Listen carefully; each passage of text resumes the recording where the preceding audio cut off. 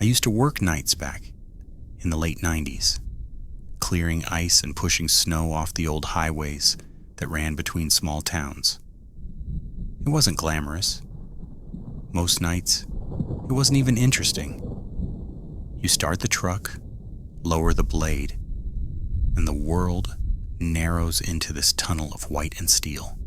The cab smells like wet rubber and burned coffee. The heater rattles, and that scraping sound from the plow, it becomes the heartbeat of the night.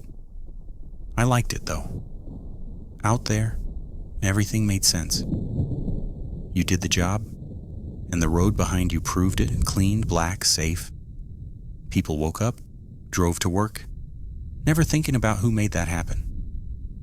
I didn't mind being that person, the one who worked while the world slept.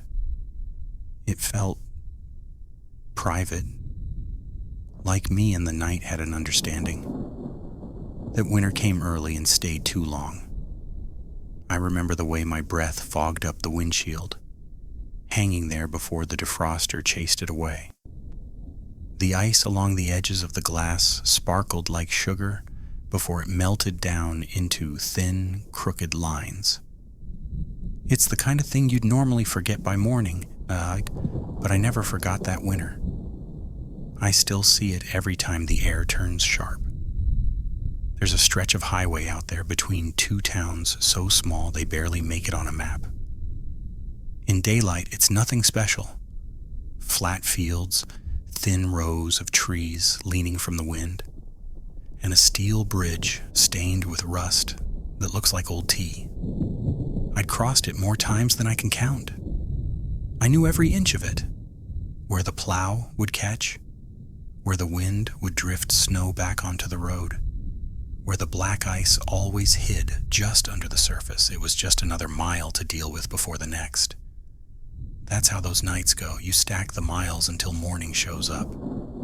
The snow that night was the fine kind, dry and powdery, hanging in the beams like dust in a sunlit room. The road looked alive under the light, like it had grown a second skin that shifted with every gust. I lowered the blade another inch, watched the snow wrinkle and roll off to the shoulder, kept my speed steady. The heater clicked. The fan coughed. I wiped the fog off the glass with my sleeve and leaned forward to check under the bridge arch, like I always did, looking for that dull shine that meant black ice. But under the bridge looked wrong. Not danger wrong, human wrong. Like a familiar face trying to hide something. The light from the truck spilled beneath those ribs of steel but didn't bounce back the way it should have. The dark under there felt heavier, thicker, like it had weight. Sometimes snow does that, it plays tricks. Drifts look like shapes, shadows pretend to breathe. I told myself that's what I was seeing. But even as I thought it, the feeling wouldn't go away. I eased off the gas. The blade lifted just a little, and the truck glided quieter. Big machines respond to small touches. You learn that fast. The bridge waited just ahead, faint through the white. The sound of the plow changed as I got closer. The scrape stretched longer, deeper, echoing under the deck. It sounded like the road was hollow, like the sound had somewhere to go. And that's when I saw them. Not on the shoulder, not on the road. Under the bridge, shapes, 3, maybe 4 of them, standing still, dark against dark. My headlights caught their sides, soft-edged, like silhouettes carved out of thicker shadow. No faces, no movement, no color. They could have been facing the trees, or maybe they were facing me. I can't swear to it, but stillness like that, it's never empty, it's watching. I tried to reason it out. Maybe travelers getting out of the wind, maybe a broken-down car parked below. People end up in strange places at night, but the snow slid right past them and the space beneath the bridge felt crowded, like sound before thunder. The thoughts I offered myself didn't stick. The dark just pushed them out. I stopped before the bridge. The engine idled rough, rumbling through the seat. The glass cleared only in the middle. The sides stayed fogged, closing me in. My hand went to the door latch on its own, like it didn't need my permission. Then I froze. The thought of opening that door made the cab feel smaller, the air too close to breathe. Outside, the wind changed tone. It wasn't howling anymore, it was lower, like it was trying to get my attention. So I just sat there and listened. The scrape of the plow was gone, and the quiet that replaced it had weight. The ribs of the bridge groaned softly in the cold. The snow tapped against the windshield, slow, random, like someone flicking grains of sand. My breath sounded too loud, and I thought, if I turn off the engine, I'll hear something. Then another thought said, that's the last thing you want. I told myself, just cross it. Not fast, not stupid. Just do the job. I tightened my grip on the wheel and nudged the truck forward. The blade dropped until it kissed the road, bringing back that steady scrape. The tires hissed over the snow. The truck moved like a big animal that had decided not to fight me. Crossing that bridge is like driving under a low ceiling of sound. Everything you do echoes, then folds back around you. I thought, keep it smooth, keep it quiet. Don't give them a reason to look up. It's silly, I know. They'd already heard me long before that. But fear likes simple rules. It needs something to obey. For a few seconds, the world was only road, blades, snow, and that hum of steel. The figures were below now, hidden from sight, tucked under my path like a secret I had to pass over. Ahead, through the snowfall, there was the faintest glow of the far side. I fixed my eyes on it and thought, if I just make it across, I can leave this behind. Then the blade hit something, not hard, not jarring, just a clean metallic clang, sharp as a nail tapping glass.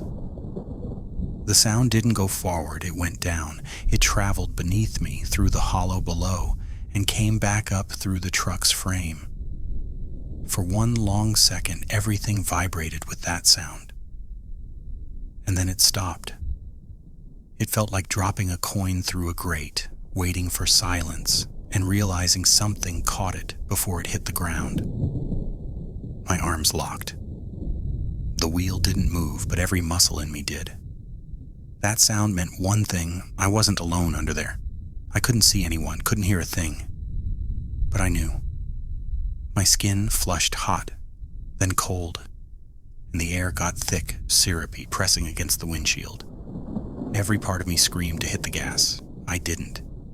Keep the line, don't slide, don't draw attention. I made myself breathe slow, in, hold, out. It didn't calm me, but it gave my fear somewhere to go. I waited for another sound. None came. Then, out of the corner of my eye, something shifted. Not fast. Slow, like a turn. The kind of movement that says, we have time. I didn't look. My neck refused to move anyway. It wasn't that sudden kind of fear that makes you scream. It was the kind that fills you quietly until you realize it's been there all along. I held the wheel straight, eyes on the faint light ahead, and drove.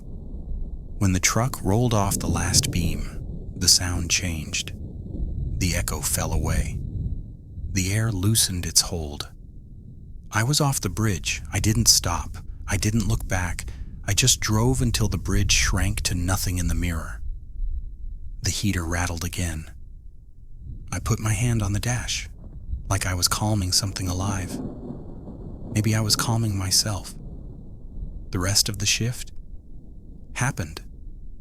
I plowed, salted, and cleared the road for people who'd never think about it. But the cab felt wrong. Heavier somehow. Like someone had been sitting beside me through that crossing and had just stepped out, leaving the warmth behind. Every few miles I checked the mirror. Every time I told myself not to, and every time I did. The night was quiet, but I didn't trust quiet anymore. It felt like a sound waiting for permission. When the sky turned pale, the kind of color that means morning's coming whether you want it or not, I rolled into the depot.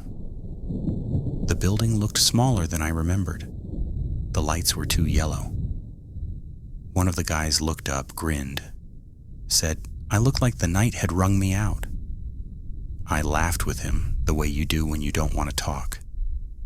Told him the bridge needed new paint or maybe new bolts. Something harmless. I didn't tell him the truth, that the dark under that bridge had felt occupied. Nobody wants to hear that from the guy who clears the roads their kids ride to school, and I wasn't sure I wanted to hear it out loud either. Years went by and I crossed that same bridge more times than I can count. Nothing strange ever happened again, but every winter when the first real snow falls, I feel it, the quiet tightening, the same pulse in the air. Sometimes I see it in my head again, the white tunnel, the hum of the truck, and that patch of dark that refused to behave like shadow. I tell myself it was nothing, snow, light, imagination. But when I think of that metallic clang, the way it traveled down and came back up through the frame, I'm not so sure. Every year when winter returns, I remember what it felt like to cross a bridge knowing something underneath was listening and choosing not to look up.